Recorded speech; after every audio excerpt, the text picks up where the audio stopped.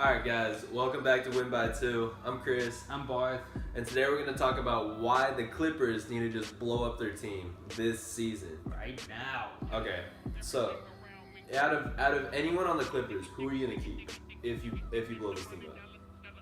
You'd probably keep Blake. Yeah. I think Blake is your centerpiece. Even though he's the main talk in trade ideas for this team right Yeah, now? I mean, the idea is that if you can't win with this team, then you got to blow everyone up, right? Chris Paul's due for contract extension after this year, same with Blake.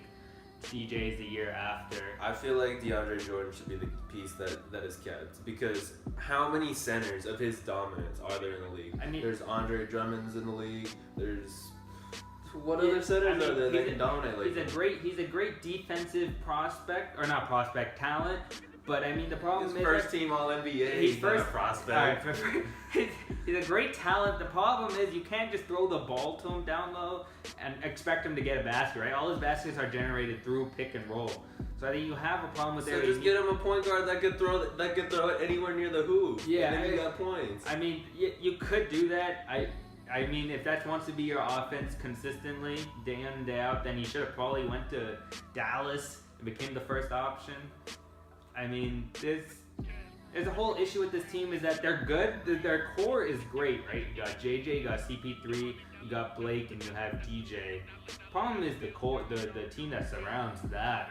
Yeah, no, their bench last year, it had Josh Smith, it had Austin Rivers, Jamal Crawford, and Wesley Johnson. Like, okay, Jamal, I'll give that to him, but like everyone else, they're just pieces that used to be good or are just they're not worthy of a championship caliber team. Yeah, the problem on is the bench. They went for specialty players as well that can do like a certain thing, right? Jamal is a pure scorer, which you can have on a team, but like Austin Rivers we've yet to see if he can be that true facilitator for that second unit.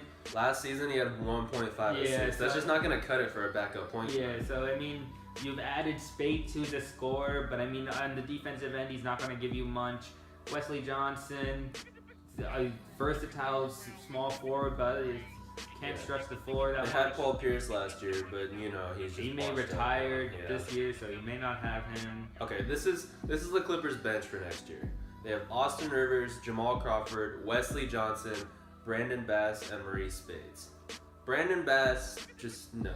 Like he went to a Lakers team where there was many minutes to be had, and he didn't do anything with them.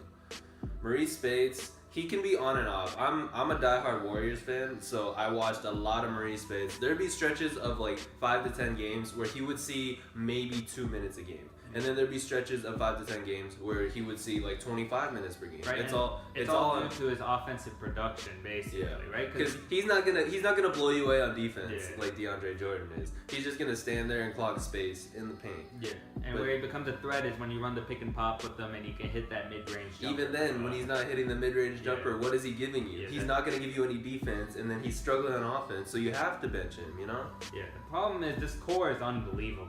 You got CP3, Blake, that basically their defensive rating, which is per 100 possessions, was 6th in the league at 103.8 points allowed per game. All due to who? I mean, DJ and Blake when he played, and CP3. CP3 is a great two-way player. Their offense was also ranked in the top 10. So there's this issue of if you push all your chips in right now, you have the possibility of losing both of them, CP3 and Blake. But if you trade them now, you won't get to ever see this team at its true potential.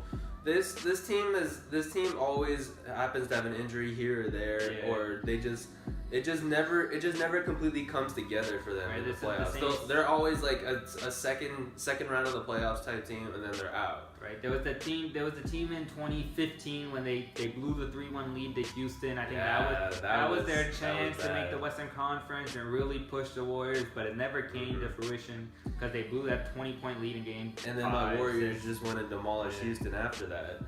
But I mean, the problem is this team is so good, it's hard to really say, all right, we got to break up this squad, right? It would have been easier if, let's say, the Thunder decided to let go of Westbrook because Durant left. So there was already a domino effect that was happening. All these three players have not committed to the future, but they've also not said, well, I'm leaving after this season.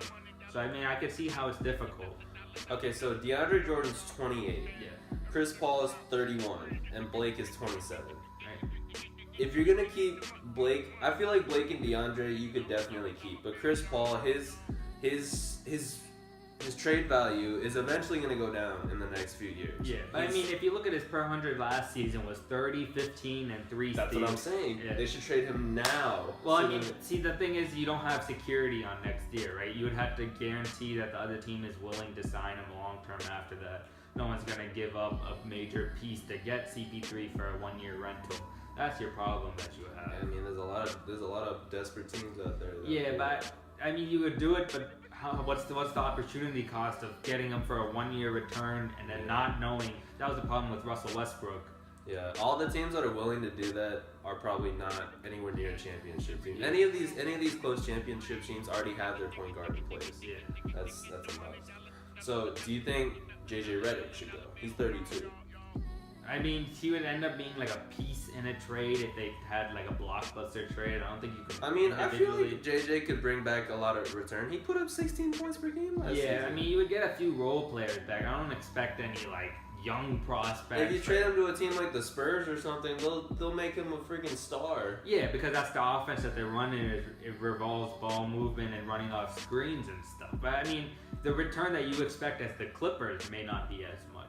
Yeah, very true. So I mean, yeah. Yeah, so with this team, every season they're bringing a washed-up bench with the really good starting lineup. So I feel like this is the third or fourth season where they brought a really bad bench compared to their starting. And I mean lineup. that has something to do with the money situation, right? If That you is tie very big true. money to CP3, DeAndre, and Blake. And they wouldn't have been able to sign Kevin Durant to a completely max deal Yeah. because everyone's taking up so much And money. then if that were to happen, they would have to cut the whole team. So Yeah. I mean, now you're playing for 1-5. It's illegal.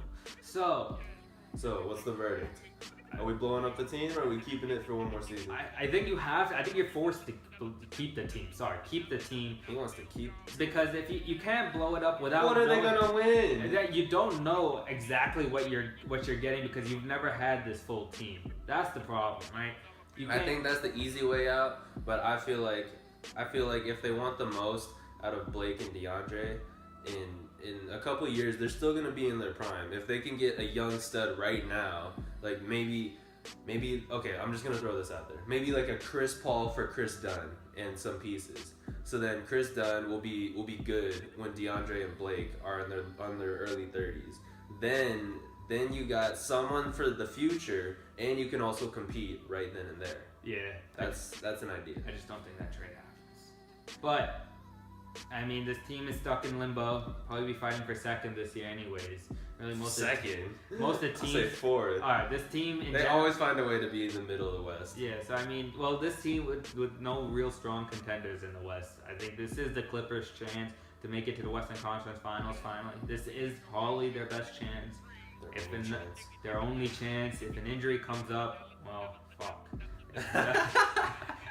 If they're finally healthy, well, then maybe we'll finally get to see that Steph Curry, Chris Paul battle. Alright guys, so what do you guys think? Let us know in the comments below, and we'll see you guys next time. Adios.